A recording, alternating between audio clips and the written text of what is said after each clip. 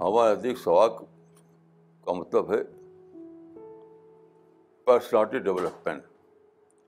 جب آپ کوئی عمل کرتے ہیں اچھا, تو اس میں جو ثواب ہوتا ہے وہ ثواب اسی شکل میں آتا ہے آپ کو کہ آپ کے اندر اسپریچول ڈیولپمنٹ ہوتا ہے.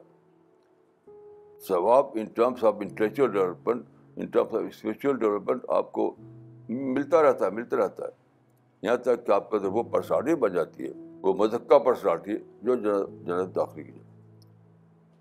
ہم اس کو نہیں مانتے کہ ثواب کو الگ سے کہیں جا کر کے کسی بینک میں جمع ہے جو آپ کو دے دیا جائے گا. جب آپ کوئی عمل کرتے ہیں اسی وقت ہی اسی عمل کے ساتھ ساتھ آپ کی پرسنالٹی بنتی ہے. اسی پرسنالٹی جو بنتی ہے اسی کو آپ چاہے ثواب کہیے یا تزکیہ کہیے, وہ سب ایک ہی چیز ہے. میں اس کو نہیں مانتا کہ ثواب جو ہے کہیں بینک میں جمع ہو جا کے مل جائے گا آپ کو. دین اینڈ دیر آپ کو ملتا ہے اور آپ محسوس کر سکتے ہیں.